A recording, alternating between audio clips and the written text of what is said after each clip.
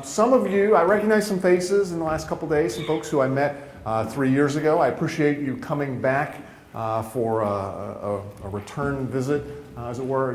I'm very impressed with what I've seen just in 3 years, the changes that have happened here. When I was here the first time, there was a large part of the Strand was sort of still under construction.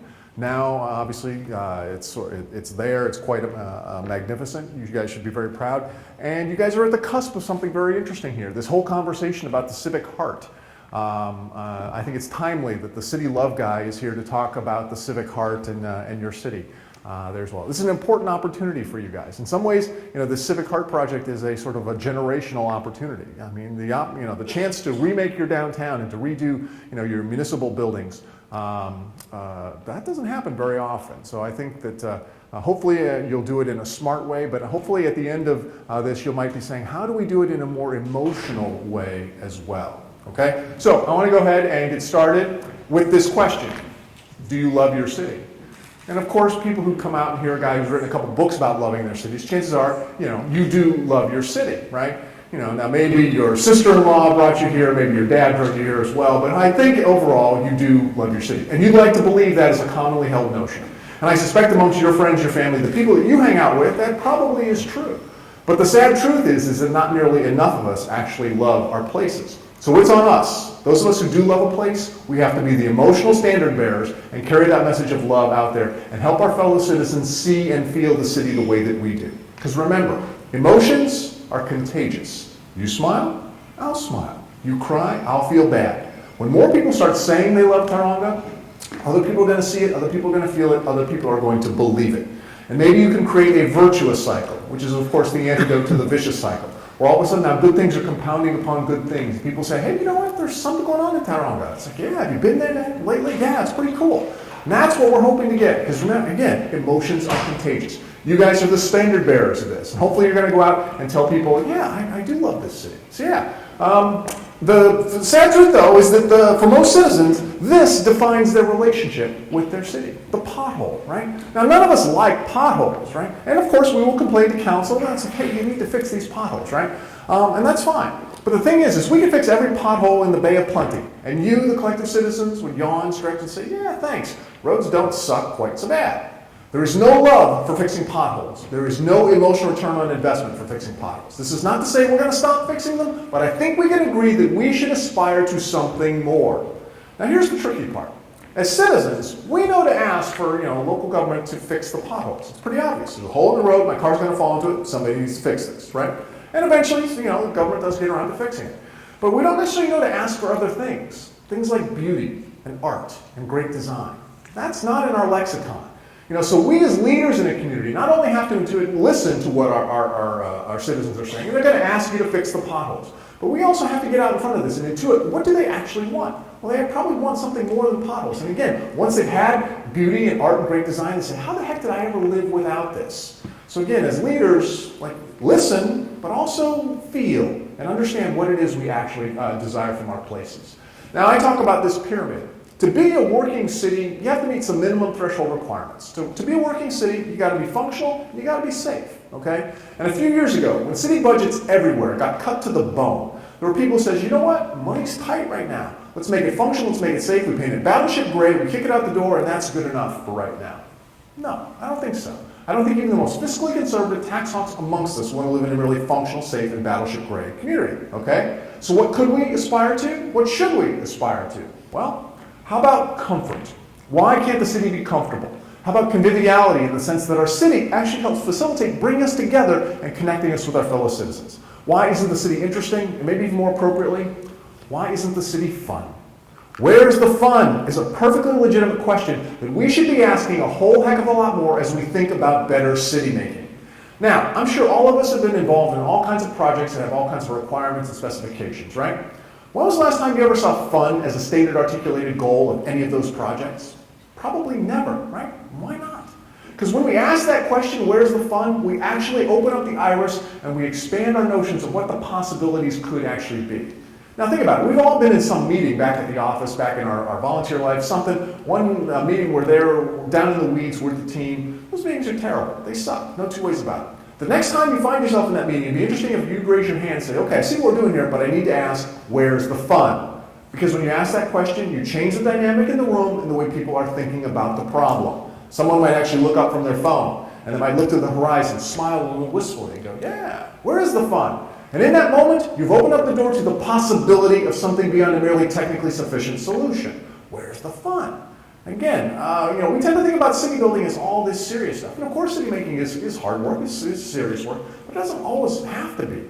And in fact, where's the fun is a great sort of antidote to coming up with something, again, beyond the merely technically sufficient. So I would encourage you all to ask that question, where's the fun?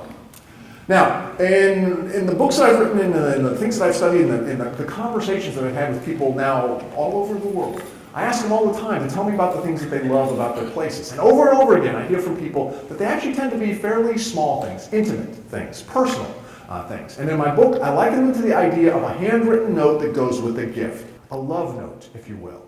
And guys, we have learned this lesson. At some point in our life, we gave a gift to our significant other, and we forgot to give a card or a note with that gift, right? This was a mistake. And we felt that because that card meant something. It says, we took a moment, we made it special, we made it personal, and that little thing had an outsized impact in the way they felt about the gift, and by extension, the way they felt about us. Small thing, outsized impact. So these love notes are things that cities will give to their citizens, and if cities are very lucky, citizens might actually be inclined to give back to the city as well. And I've got a few examples for you. Any of you folks been back and visited New York City in the last few years since Times Square became a pedestrian-only zone? A few folks here, I highly recommend it. We all see pictures of Times Square on television and things like that. In the past, though, when you went to Times Square, the one thing you kind of wanted to do was stop and look around because it was still is sensory overload. But the way it was previously designed, you really couldn't do it. Because if you stopped on the sidewalk, you're going to get run over by a New Yorker. You take one step off the curb, you're going to get run over by a cab, right? Take your pick. So a few years ago, they did the extraordinary thing of closing off one of the busiest intersections, one of the busiest cities in the world, and they made it into a pedestrian-only zone. And they turned Times Square into the ultimate place to people watch. Fantastic, right? Now, what was interesting is the guy who runs the Times Square Business Alliance told me something fascinating. He said in the last few years, locals have started to come back to Times Square. Now, in the past, a local New Yorker would not have been caught dead in Times Square, because that's where all you tourists were, right? Blocking traffic, taking pictures. But now, because there's seating, there's Wi-Fi, ultimate place to people watch, and by the way, it's also become a pretty amazing performance venue as well. Locals have started to come back to Times Square. In the grand scheme of New York City, Times Square is a small thing, but I guarantee you, it will have a very big outsized impact on the way you see and the way you feel about New York City as a whole. Small thing, outsized impact. Or it could go really small. Portland, Oregon, Mills End Park in Portland, Oregon. This has the distinction of being the world's smallest park, and it is officially designated as a park by the city. The city maintains this, and it's really about the size of a small planting bed there. But people really love this park, and they dress it up. They do all kinds of kind of fun stuff there as well, and I think this is very lovely. And again, something that small that people have an outsized attachment to there as well. Small thing, outsized impact. How about this? I took this picture, I think, 3 years ago in Auckland. And, remember I asked that question, why can't our city be comfortable? Well, most of the time our cities can't be comfortable because we're deathly afraid that a small group of people might actually sit down or lie down on something, and consequently we make the entire city as uncomfortable as possible for the rest of us, right? I think this is kind of silly because there's other ways to deal with the homeless, there's other ways to deal with transients, because wouldn't it be nice to be able to sort of sit down, lie down, have a moment, take in the sun, take in a great view, just sort of relax with your friends? Yeah, very cool. And to me, this very much is a love note there. Well done. And this one. First time I came to Tauranga, we're walking around, your central business district. Look at these sidewalks. This is amazing. And the thing is we walk over these sidewalks every day. And I suppose on some level, it still registers that this is, better than the average sidewalk, but we become a little desensitized to it. But occasionally, sometimes you just got to stop and remember. It's like, this is actually pretty cool. In fact, this is kind of exceptional there as well. And if anyone there recognizes that, those happen to be Tracy's shoes there as well.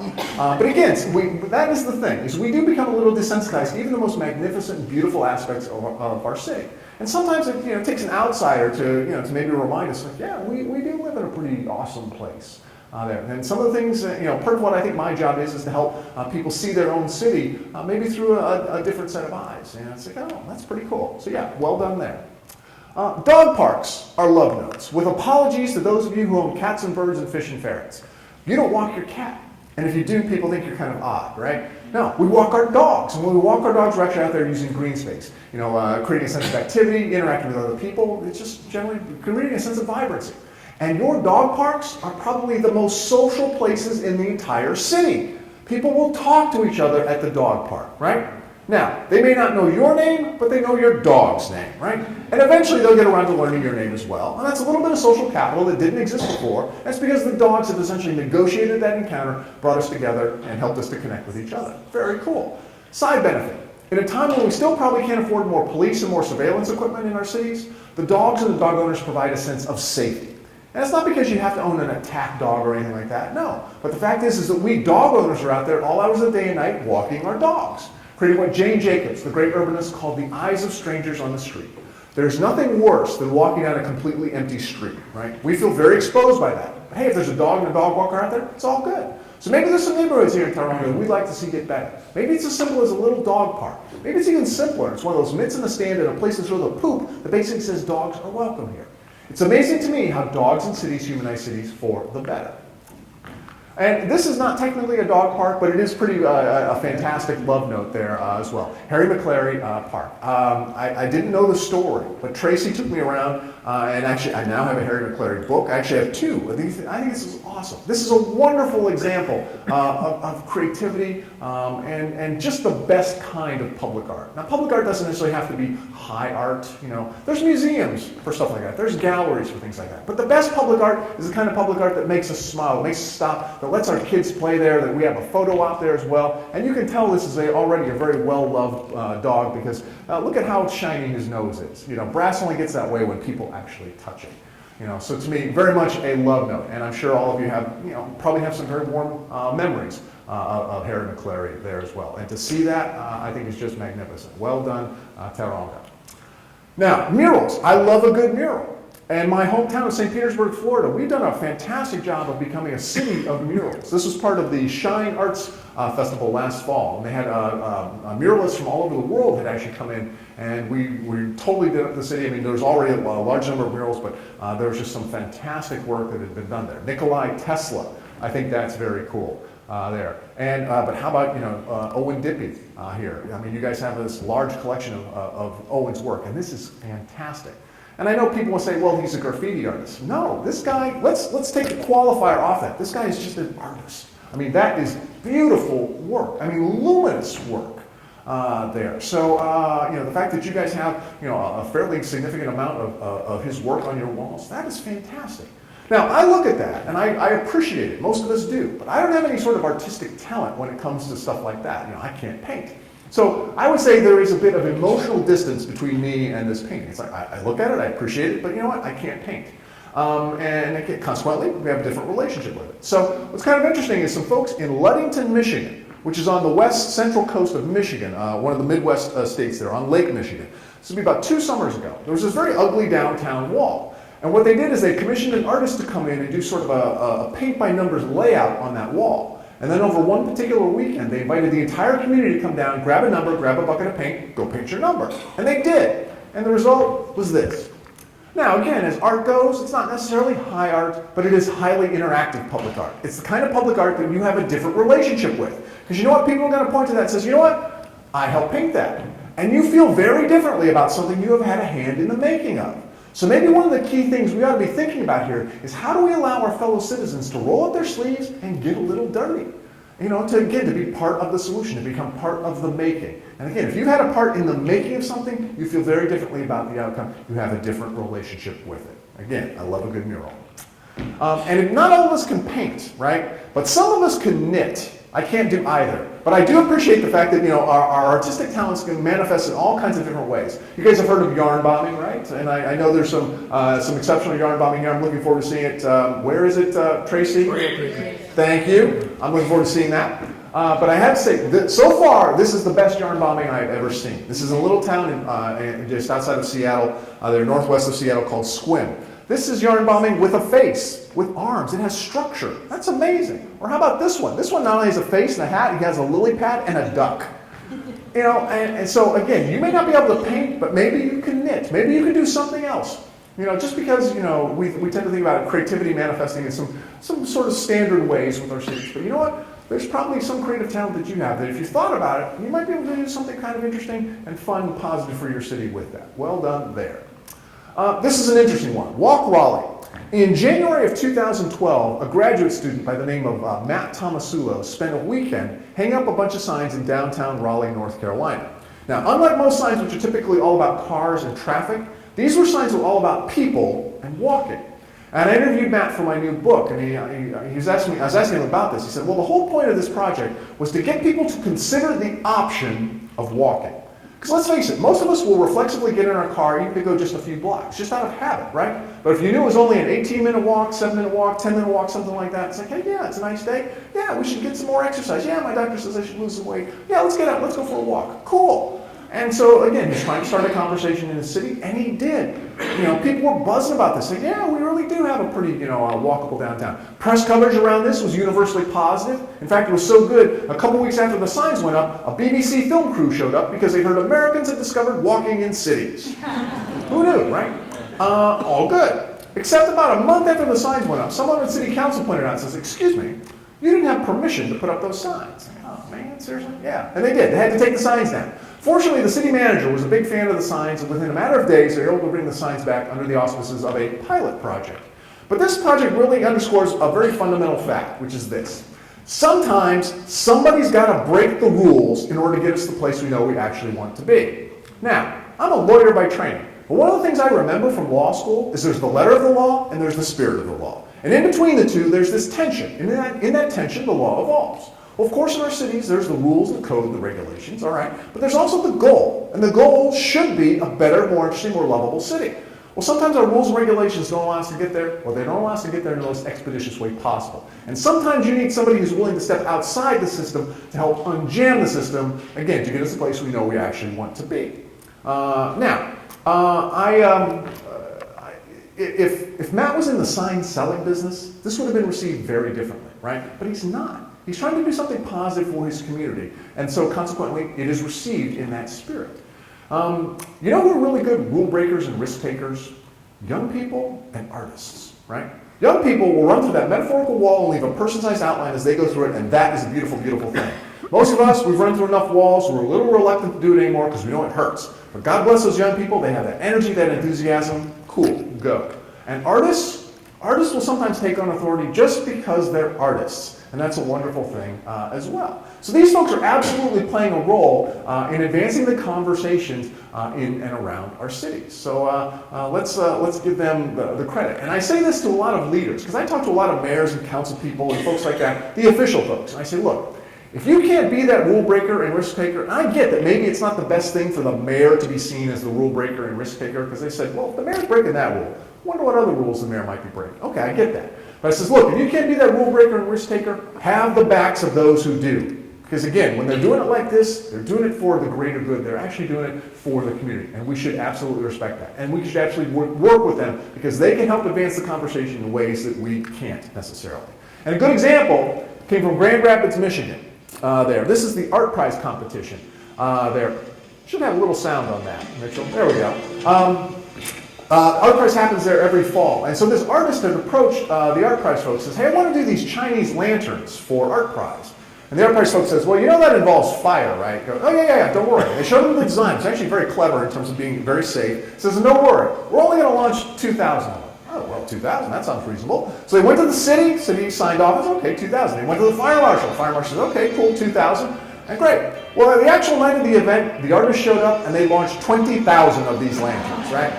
Now, 2,000 would have been wonderful. 20,000 is spectacular. And by all accounts, it was one of the most memorable nights in recent Grand Rapids history. Now, it was interesting because I had a chance to talk with some of the leadership there in Grand Rapids, and I asked them about this. They said, well, officially, we might not do it again. They said, at the very least, we'd ask some different questions. Okay.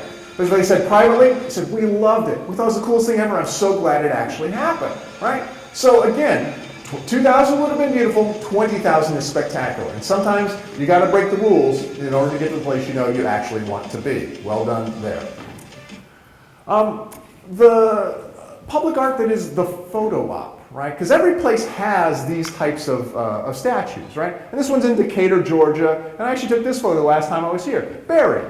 over there in Karikari. And the whole point about, I think, of art like this is actually this. It's the photo op. You know, people take that photo, they put it up on Facebook, they put it up on Twitter, it's like, where are you? Oh, in Karikari, New Zealand. Oh, that's pretty cool there as well. And, you know, there is a lot of value in this kind of art. Again, a lot of artists and sort of art purists, I guess, think, this is kind of cheesy. It's like, yeah, maybe it is. But that's not necessarily the point of public art. Again, public art, the point of public art to me is to get people to engage with it, interact with it, smile, to create a lasting memory, or a little postcard that says, hey, I was in Karikari. Hey, there you go. And this one, the Bronze Fawns in Milwaukee, Wisconsin there. You guys remember Happy Days, hey, it's the Fawns. Well, they put this up, and again, a lot of the arts folks, this is not art. It's like, no, it's not necessarily art in the same way, but it's certainly memorable, and of course, there's thousands of pictures like that out there.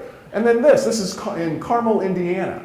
They're a little town just outside of Indianapolis. They have this really lifelike, strangely lifelike public art there. And my wife says, oh, could I help you with that, ma'am? It's like, oh, okay. No, but she is a little creepy looking there. And then this one, we couldn't actually figure out. What is that police officer actually doing there as well? So again, the whole point of this, I actually think, is the photo op, and to get us to engage and interact with this kind of public art. Or how about something like this? It's like, okay, that's sort of big and abstract, and maybe that's a little thinkier, maybe it's a little higher art, but again, you end up getting stuff like this, that people can play with it and stage something like that. So to me, that is well done. And again, it's art that invites us to interact with it, to play with it. That is the best kind of public art. There as well. And that should be sort of the litmus test. Does it invite people to play with it, interact with it? Does it make them smile? Does it make them happy? Is it going to create maybe a lasting memory in a photo op? Yes, winner. There you go. Which is one of the reasons why Harry Macquarie is so wonderful as well. Rituals and traditions. Families have them, schools have them, and cities have some amazing ones as well. And they're oftentimes they're fantastic love notes for those places. One of my very favorites actually comes from Providence, Rhode Island, which is in the upper northeast part of the United States. Now, Providence has this river that snakes through the heart of its downtown and empties into this round lake. And like almost 20 years ago, they commissioned this artist by the name of Barnaby Evans to help them, in their words, to sort of help us reconnect and rediscover our river. What Barnaby did was actually very simple. He brought in these braziers, anchored them in the middle of the river, they bring in cords of pine wood, and they light them on fire. Water and fire. It's the most basic thing in the world, and it is absolutely magical. Because you go down there during a water fire event, you smell that pine smoke, hear the crackle of that wood, see these great dancing shadows that are created all over the city, because it's essentially like a giant bonfire on the river. And every one of us, we have sat in front of a campfire or a bonfire and been absolutely mesmerized by the experience, right? There's something in our human nature that we can watch fire and be incredibly content. Well, imagine taking that experience to a municipal level and you have water fire. And this is the lake that is there downtown, and they do about 20 of these water fire events, some bigger, some smaller, every year. And thousands of people will come out for a water fire event. And I was lucky enough to participate in what they call a lighting ceremony a few years ago. And sort of like the villagers from a Frankenstein movie, we carry these torches from City Hall down to the waterfront, we put the torches into the urn, from the urn they light water fire. Very cool. And this will always inform the way I think and feel about Providence. And again, it's what's central to their identity. If you go to Providence, you want to try to go when there's going to be a water fire event, because it is absolutely very, very memorable. And this is a fun one. This is a little town in western Massachusetts called Shelburne Falls. And this is the Iron Bridge there. And 364 days out of the year, the Iron Bridge has cars and trucks that go back and forth across it. But for one night out of the year, into the last 12, 14 years or so, in August, they close down the bridge and they have dinner on it. They bring in the linen tablecloths, the linen napkins, students are the waiters and waitresses, the local restaurants cater the event, and it's a giant fundraiser for the Chamber of Commerce. Awesome. Now, you may go across this bridge every day, going to and from work, to and from school, something like that. But having dinner on that bridge will make you see and feel that bridge differently, and make you see and feel your city differently as well. And it sort of begs the question, what could you have dinner on here in Tauranga? What could you have brunch on here in Tauranga that might actually help people see and feel the city a little bit differently? This is a really good idea that you absolutely should steal. And if you do, please let me know what you do with it, because I'm always interested to see how people put a different spin on it to make it uniquely theirs. And again, really very simple, but a fantastic example and great, great love note. Millennium Park in Chicago. Big love note, expensive love note. Any folks been to Millennium Park in Chicago? It's an amazing experience. Public art maybe at its finest. Certainly at its most expensive there as well. But it really illustrates some important points. This is called Cloud Gate. Of course, locally it's known as the bean. And the first time you're going to approach the bean, you're going to do this. You're going to find your reflection, you're going to take your own picture. Selfie, click. You'll take your fence picture, click. You'll take the skyline picture, right? And while you're doing that, you're seeing lots of people coming up and interacting with the art, and sort of playing with it like a giant funhouse mirror. Because that's essentially what it is, right? And while you're doing that, you're going to look over your shoulder and you're going to see these two water towers. And the water towers are actually covered in video screens. So these eyes will open, it will smile at you. And then during the summer months, they have these water cannons that shoot water out onto the deck, creating essentially a giant above ground pool. And on a typical summer day, you'll see hundreds of kids playing in that pool. Now, city making point number one that we'd all do very well to remember is that when kids are happy, parents are happy, right? We know this, we feel this, and certainly kids love these water features. Cities, maybe not so much. And I got to give credit. I saw the one down here on the Strand. In the middle of your winter, that kid's out there playing. There you go. The indelible spirit of youth there. And like I said, cities have sort of this love-hate relationship with these. Yes, they attract people, but you know what? They're expensive. They always break down. And those darling children will sometimes do unspeakable things in there, and somebody has to clean that stuff up. Now, I don't have a solution to that last bit, but I did take this picture in a little town outside of Pittsburgh, Pennsylvania. This is Braddock, Pennsylvania, hot summer day, little downtown park, kids are playing, and here in the corner, that is a garden hose. Now, I believe we have a tendency to overthink the solutions to our city's problems. Because you know what? The city manager's handbook says, oh, you want a splash pad, you want a water feature? Well, it costs this much money. I don't have that much money. Well, we'll try to find the budget next year. Meantime, too bad, so sad. Well, what's wrong with going down to the local hardware store, buying a garden hose, and turning on the faucet? Nothing. In fact, there's everything right with that kind of solution. It says, hey, we're being financially responsible. We spent $20. We're being creative. And most importantly, we're being responsive to the wants and needs of our community.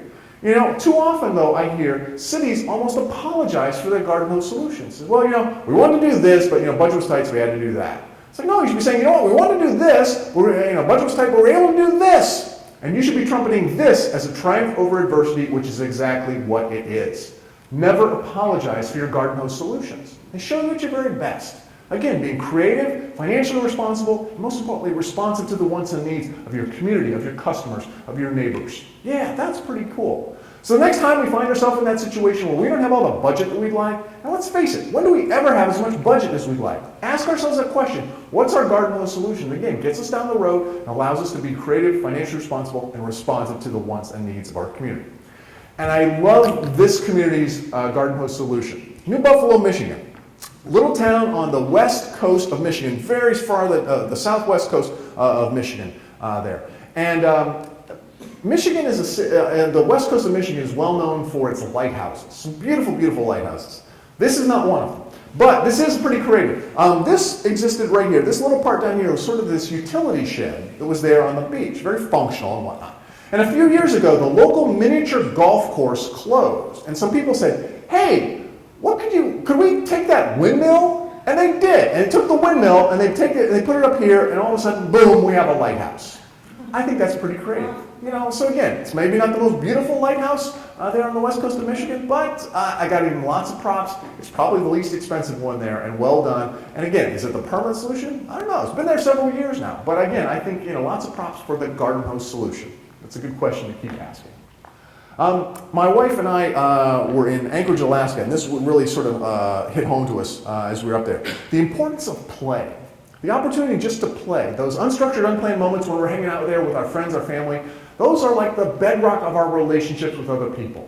Well, if we're in this relationship with our cities, and I clearly believe we are, we need opportunities to play with our city as well. And I think public art is one of those fantastic ways where that kind of play can actually happen. So Michelle and I were in Anchorage, Alaska, this would be about 4 winters ago. And we found this little downtown park. And this is the remnants of their holiday ice sculptures there in Anchorage. Obviously, February in Anchorage is still quite cold. So we're walking around, and Michelle goes over here, and she sits down on this caboose, right? And this little girl in yellow walked over and goes, "Hey, you're in my spot." And so we had to move. And when we moved, we found this. Now, city making point number 2. You want people to make that face in your city. When people make that face in your city, good things are going to happen in your city. Not only are we going to go back and tell folks, "Hey, we had a great time in Anchorage, Alaska." We're going to be in a good mood. We're going to put up all kinds of fun stuff on social media, YouTube, Facebook, Twitter, Instagram. We're going to write positive Yelp reviews. We're going to be in a good mood, and we're going to spend some money. And people don't make that face in your city when you fix potholes for them. No. They make that face in your city when you surprise and delight them. Surprise and delight, like fun, don't have to cost a whole lot of money, but they do need to be seen as legitimate objectives in the work that we do. Now think about that. When was the last time you went to work with the goal of surprising and delighting your customers, your fellow citizens? Probably not, ever. But that's a good day to go to work. Today I shall surprise and delight the citizens of Tauranga. All right, that's a pretty fun day to go to work. And again, doesn't have to cost a whole lot of money. Because you know what she's sitting in? Frozen water. Frozen water, some creativity, some imagination, and thinking about the problem in a different way. Granted, frozen water is easier to come by in Anchorage, Alaska than it is in Florida, where we live. Nonetheless, there's always something lying around that if you thought about it in a different way, you'd probably come up with some pretty interesting and some pretty creative solutions for your communities. Now, what would it look like if maybe a community embraced this idea of surprise and delight?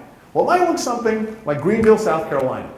Greenville, South Carolina will make the argument that they are the best downtown in America, and they make a pretty strong case for it. This is their downtown, this is their Main Street. It's got this fantastic tree canopy there as well. Both sides of the street down here on Main Street, all kinds of local restaurants, local shops. At the far end of this road, there's this amazing waterfall with this fantastic footbridge that goes across it called Falls Park. It is sensational. It is so good, other cities go there to study it.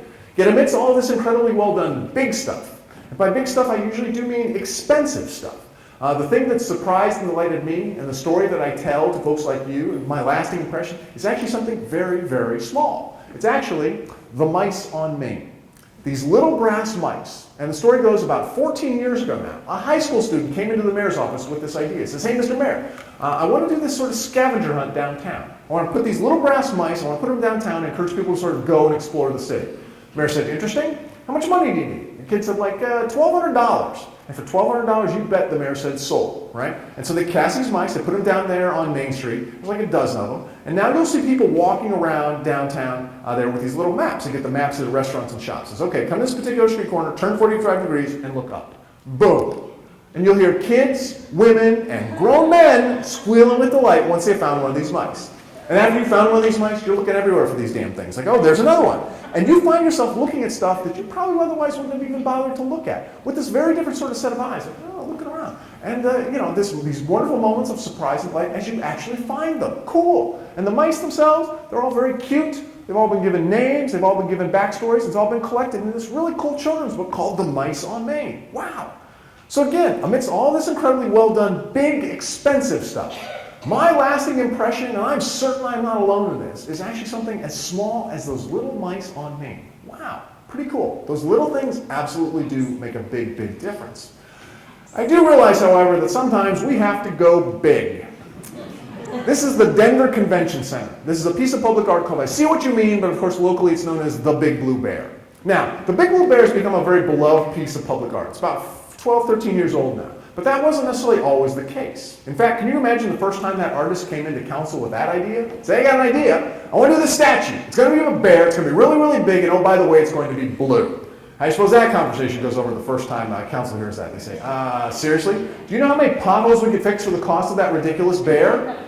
And therein lies your challenge. Yes, the bear has a cost. But in addition to having a cost, the bear has a value, right? Now, if you're that kind of person that sees the world through a purely financial lens, it's all about the cost, then yeah, you can always justify not doing something by saying, you know what, we can always fix more potholes, which again, technically true. As I said, in addition to having a cost, the bear has a value. And to me, the value of the Big Blue Bear is once you've seen the Big Blue Bear, you cannot unsee the Big Blue Bear, right? You will always remember it. You will always associate it with Denver.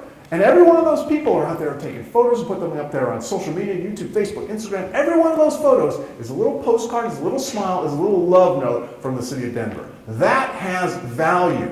You know, and there's lots of people who want to hold, our elected officials' feet to the fire about the cost. Well, sometimes it seems to me that these people who seem to know the cost of everything, they don't seem to understand the value of anything. Because again, things have a value beyond the purely financial. And if we want to live in a type of community that has room for beauty and art and great design and big blue bears and Harry Macquarie, we have to be willing to fight for those kinds of things. Because again, and I think we actually, most of us, understand that. And that's, I think, an argument that we can actually win. And if these folks really want to, get into this, like, okay, let's talk about cost. Let's also talk about value. Again, value beyond the purely financial. And if they really want to get snippy about it, let's talk about the cost of ugly. Let's talk about the cost of boring. And I guarantee you that is not something they had ever thought about. But again, those things clearly do have a cost as well. I mean, none of us want to live in an ugly or boring community. So let's not allow the conversation to devolve into that. Let's find room to have that conversation, to talk about value, and have room for big blue bears. The ultimate, though, in terms of lovable cities are, of course, people. They're the people who are desperately, passionately in love with their cities. The ones who go above and beyond ordinary levels of citizenship and sometimes do extraordinary things for their cities, not because they're paid to, but just because that's how their sense of community, that's how their sense of creativity manifests in some really wonderful, wonderful ways. I call these folks co-creators because they are essentially co-creating the experience of the city, with the official city makers, the elected officials, planners, architects, folks like that. These folks, again, do extraordinary things, like my friend Bob Devin Jones here. Bob is the creative director of a small black box theater in downtown St. Petersburg, Florida, where I live. And for those of us who live in St. Pete, we know how important Bob is to making St. Pete a great place to live, work, and play. The thing is, as I describe Bob Devin Jones, all of you are going, oh yeah, I know Tauranga's version of Bob Devin Jones. Some of you are Tauranga's version of Bob Devin Jones. And as much as we love what Bob does, what you do, because you're our friend and we see Bob at the local coffee house, we see him around town, there's still this notion that says, that's just Bob being Bob. No, I got to tell you, Bob being Bob is extraordinary. And we need to find more of that. Because the thing is, Bob does not see the problem the same way that the official folks do. And consequently, his solutions are going to be very different than the ones the official folks might actually be able to come up with. And we need that energy, we need that enthusiasm, we need his ideas and that approach that he brings to couple with the good big stuff that cities are usually pretty good at, with this interesting little stuff that we as citizens are really good at. It meets in the middle, all of a sudden now, bam, there's something going on here. Yeah, you can feel it.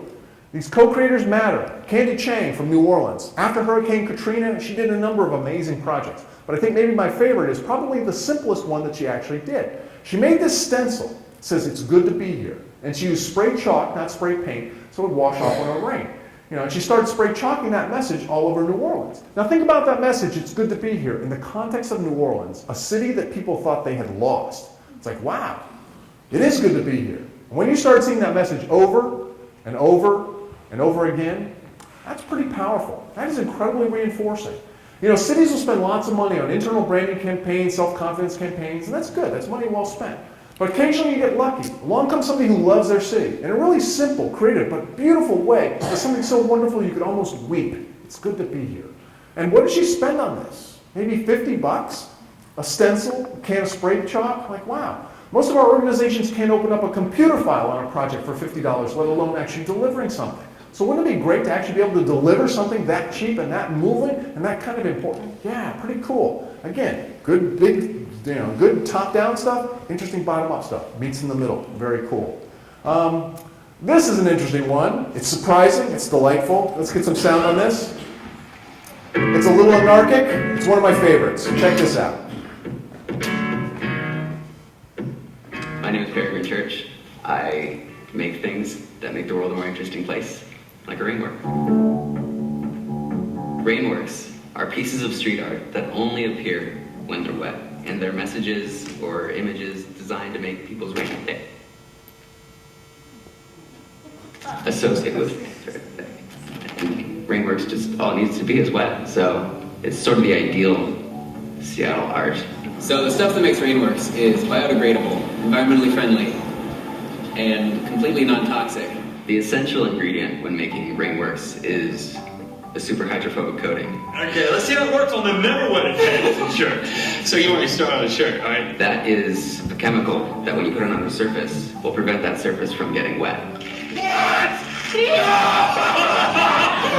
I was just browsing the internet one day and stumbled across a viral video, and the video showed like really vivid images of like red wine pouring off a white shirt and chocolate syrup pouring off white shoes and people getting buckets of water thrown on them and they're like totally fine. And I'm like, well, that's very cool. What can I do with this?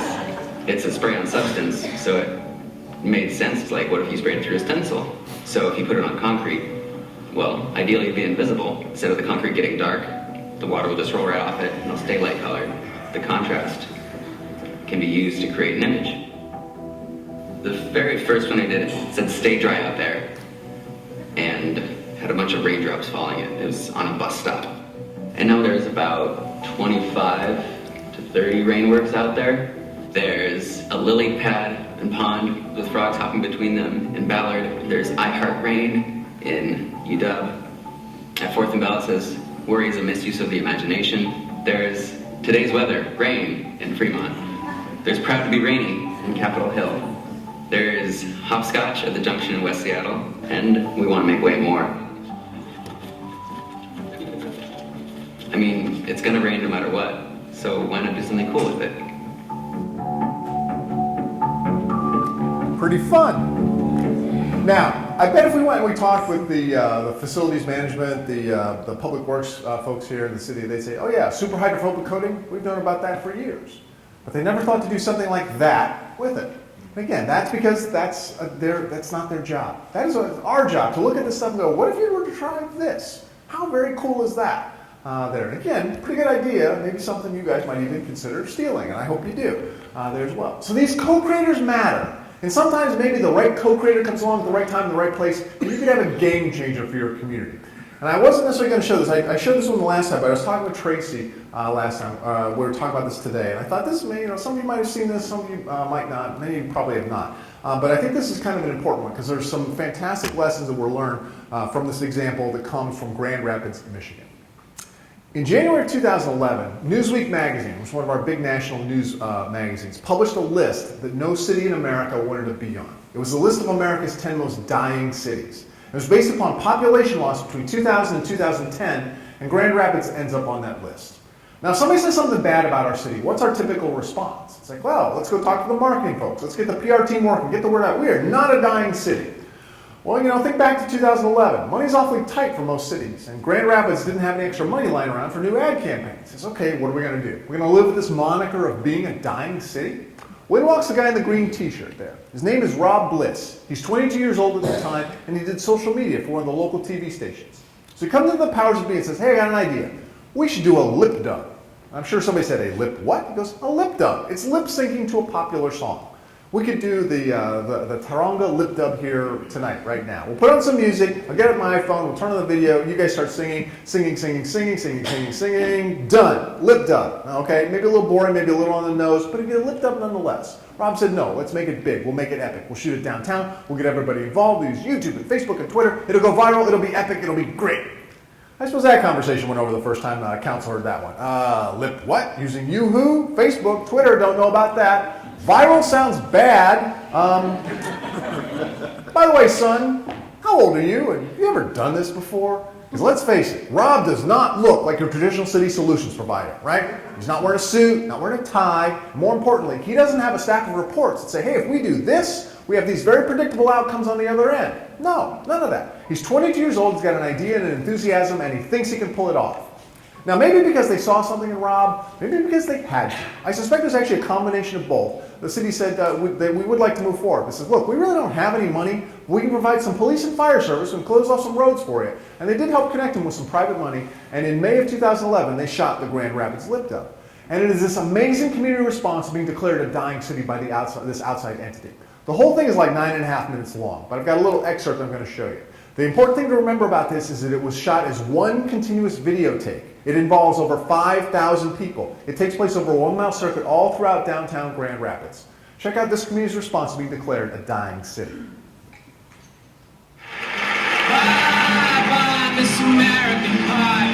My shirt too late, my career was dry. And good old boys are drinking whiskey and rye, singing, this will be the day that I die. This will be the day that I die. Can you help me out a little on that?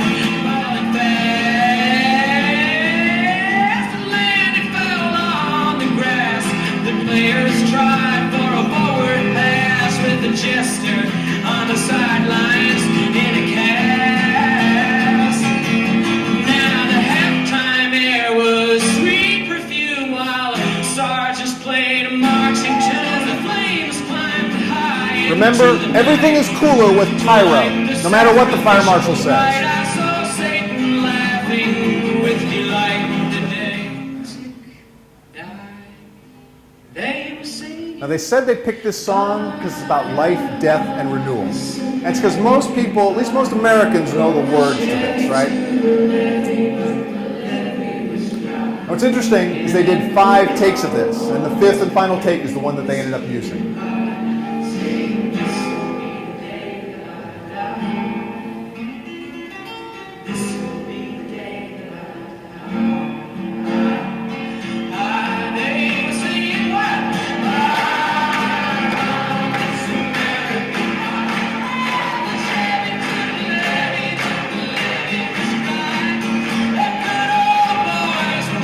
Here's the payoff.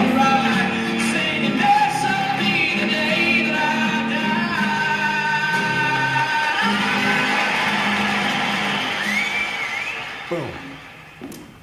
So that video has been viewed over 5 million times on YouTube. That story got picked up by national and international media. Rob was interviewed on Good Morning America, and Grand Rapids got tens of millions of dollars worth of positive brand exposure because they're willing to listen to a 22-year-old kid who had a weird, wacky, untested idea. What's the lesson for Tauranga? Probably not to go out and do another lip dub. It's been done. It's been done really, really well. But in the spirit of that lip dub, let's recognize that the solution to some of our problems may not look like any solution we've ever seen before. Nowhere in the city, the chief executive's handbook or the city manager's handbook is there a page on lip dubs. No. And let's also recognize that the solutions providers may not look like the ones we're used to dealing with.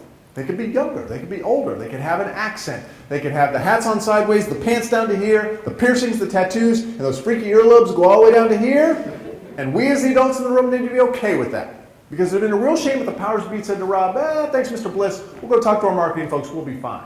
I don't know. I don't think we'll ever really know. But I suspect the real outcome of that is Rob probably would have said, you know what, the heck with this. I will take my talents elsewhere. And that would have been a real loss for the city of Grand Rapids. Because Rob doesn't just show up to do the Grand Rapids lip dub. No, he actually had a little track record with the city. In fact, his earliest project with the city, he organized pillow fights in the park for the city. Interesting. And that led him to doing this giant water slide in the heart of downtown Grand Rapids, like 500 feet long, which led him to the art prize competition, for which they made 100,000 paper airplanes, and they threw them off the roof of the tallest building in downtown Grand Rapids while the symphony orchestra played below. And that set him up perfectly, in many ways, to be a hero for his community with the Grand Rapids lip dub. But can you imagine the first time Rob comes into the permitting department, slides that permit across the table? What can I help you with today, son? Permit, please. Okay, what are we doing? Pillow fights in the park, please. Pillow fights in the park? Why did anybody want to do that? Or pillow fights in the park? What kind of city do you think we are, son? But they didn't. I said, no, pillow fights in the park. Sure, cool, fine, go, have fun. And they did. Rob and his friends went and they had fun. They got some experiences. Hey, that was cool.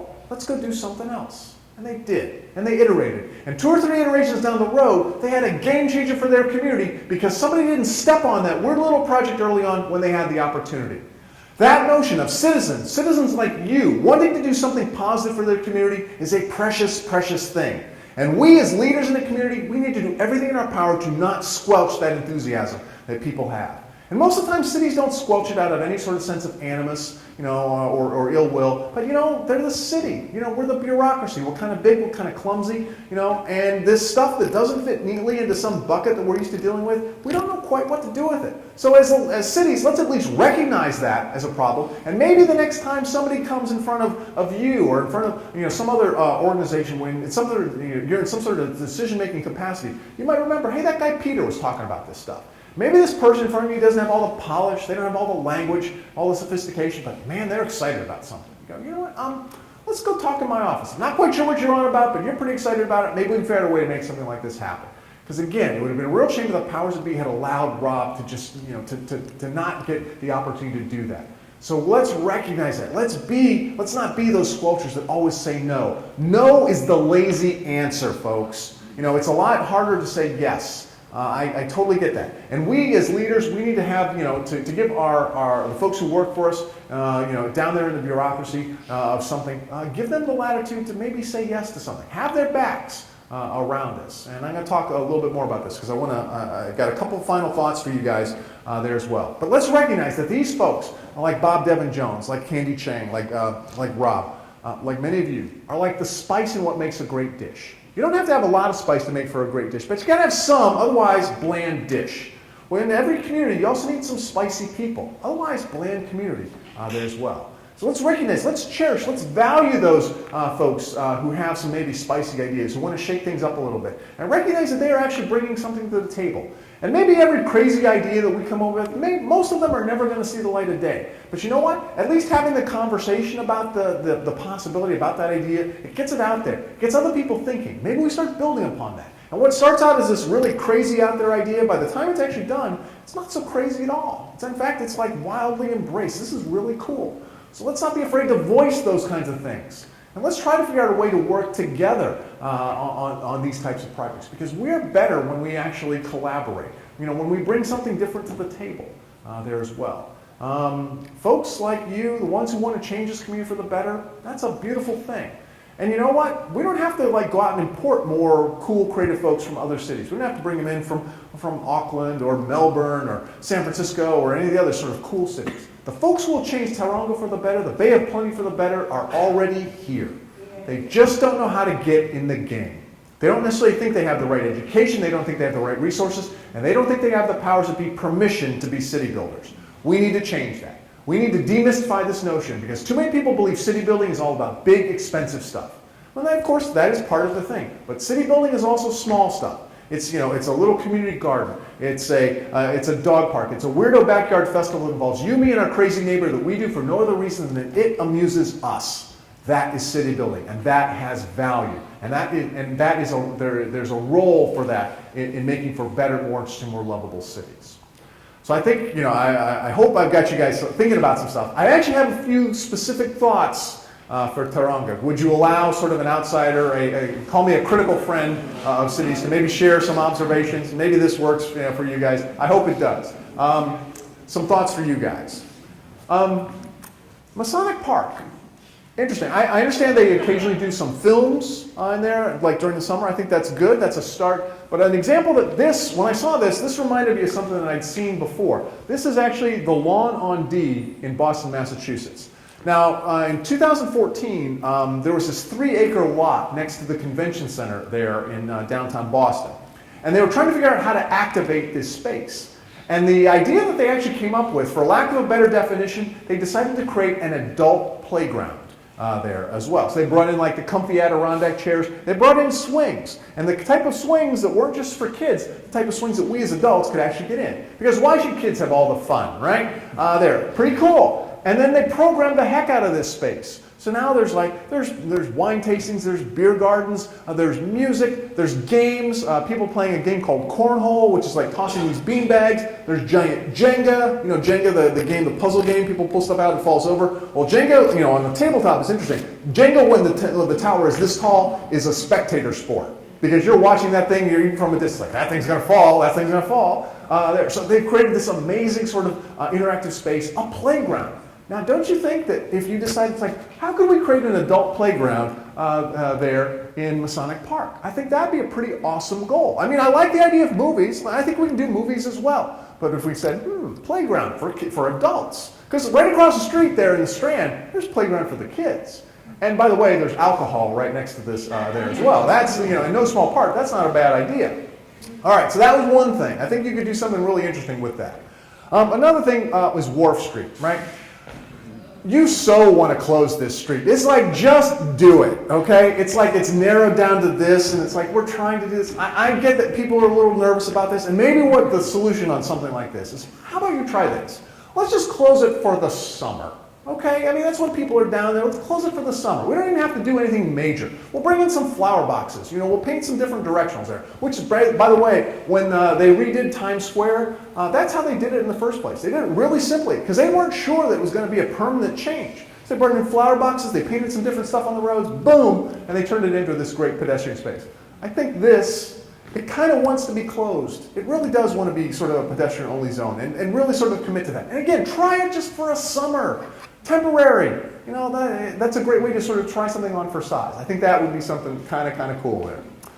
This was kind of interesting. Tracy was driving me around on Tuesdays when I got here. And I said, show me that thing again. It's she was talking about this dive Crescent Walkway. Well done. I mean, you're starting to try to connect different parts of the city all together and rediscovering your river. I think that's great. But this made me think of something that I'd seen just a couple of years ago. I was in Port Macquarie, New South Wales, and they had this similar sort of walkway there. And as a tradition that they'd had there in the city is people painted these rocks. Well, that's really kind of cool. And I get maybe sometimes somebody's going to paint something that's a little out of line. It's like, okay, we'll deal with that. But for the most part, people kind of got into the spirit of it. And they actually do, there's one of the Ironman races there in Port Macquarie. And a lot of people, will put like messages, go, kind of stuff. But I think this has become a really interesting thing there that folks have done. It's like, rocks are nice. But maybe this is a creative opportunity. We tend to think about sort of public art and creative opportunities like, well, we've got a lovely wall over here, for that's something perfect. Well, when was the last time we thought about a rock as being something that's like, hey, we could do something kind of fun with that. So maybe that is something that you guys might consider doing, giving it a try. Maybe somebody in the middle of the night might go out there and spray paint a few of those rocks. That's an interesting idea. Let's see. Who gave you permission to do that? That Yank who was here last week. He told us to. Yeah, okay. There you go. By that time, I will be in the South Island, and feel free to use my name. So, all right. So maybe that's something we could think about there. And then the last one is this. Civic experiments and getting over our fear of failure, okay? Most of us nobody likes to fail. And we as a collective, as society, we have sort of lumped all failure into one big bucket. And that is unfair, because all failure is not created equal. There is competent failure and there's incompetent failure, right? Competent failure says, you know what, we prepared, we did our homework, and for whatever reason, rocket didn't launch. Okay. Incompetent failure says we didn't prepare, we didn't do our homework, we half-assed it, we probably deserved the F and we're probably going to get fired. Okay, I get it. But we've lumped all failure into one big bucket, and most of us are very failure averse, especially our elected officials, because no one wants to be part of a failed project on their watch. Because they know on the next time an election, somebody's going to point that out and say, hey, that failed on your watch. Well, you're responsible. So, okay. So consequently, a lot of our leaders become very comfortable with incremental improvement. Get a little bit better, a little bit better, a little bit better. Okay? And I get that. I'm fine with incremental improvement. But every now and then, I want us to swing for the fences. I want that moment where 1 + 1 doesn't always equal 2. That 1 + 1 might actually equal 3. Or maybe in the extraordinary sense that 1 + 1 might actually equal 10. And what I'm really talking about here, the analogy I would like to use is we are looking for our Diet Coke and Mentos moment. Sound, please. You guys remember this? The Diet Coke and Mentos videos were out a few years ago. These two really common things, when they're brought together, they have this amazing catalytic response. And like, who knew that these two crazy little things could have this kind of response? And then after somebody did it, other people started to build upon it.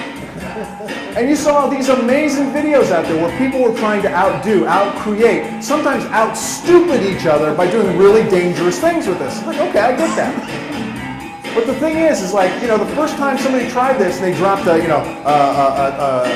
Lifesaver into a Fresco or a Tic Tac into a Dr. Pepper and it didn't do anything and they stopped and said, well, that didn't work. But they didn't. They kept moving, and for some other reason, they decided that this was the thing. And once that little thing hatched, it had this whole ripple effect. And more stuff started to happen. And this whole creative explosion happened because of that. And here's the thing.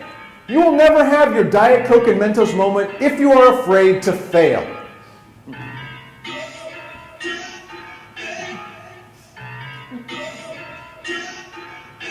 You're really looking for this moment. The huzzah moment, right? When it all kind of comes together, well, job well done.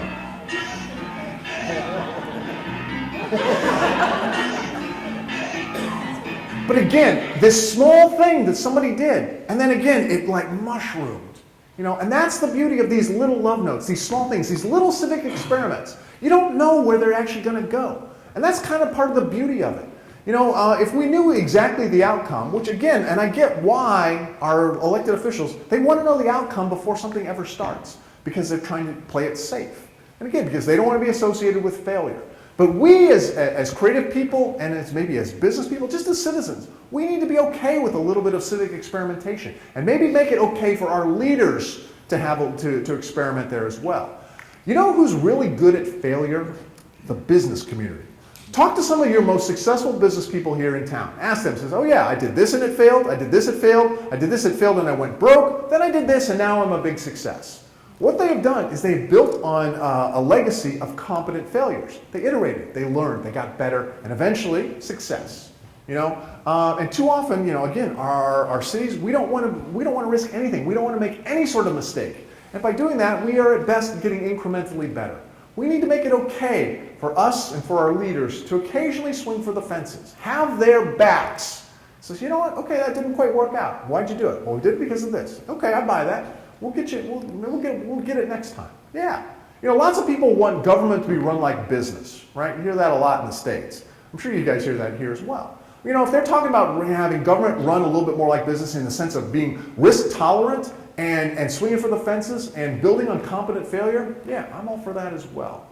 So that's on us, you know, to allow our leaders, give them that space to, you know, to experiment a little bit, to try something new. Because this guy was pretty smart. He said, a person who never made a mistake never tried anything new.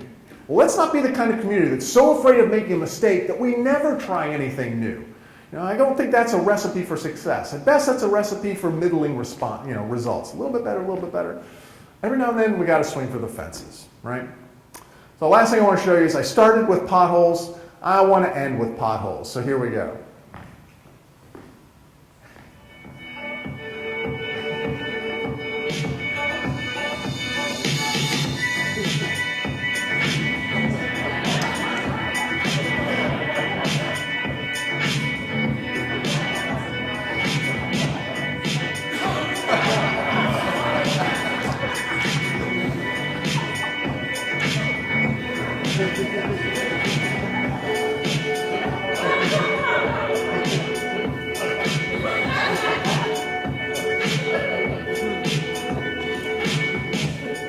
So next week, when there's all these dicks painted around, penises painted around potholes, saying, "Who did that?" Well, that yank told us to do it. So thank you guys very, very much for coming out and thinking about your city, feeling your city, making it an even better place.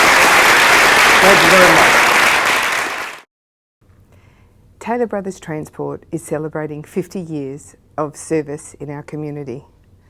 We would like to say a big, heartfelt thank you, and we would like to give back to the schools, to the local museums, to the art festival and TEDx, and all sorts of different ways to say thank you. We are proud to be part of such a vibrant community, and we look forward to continuing our support in the years to come.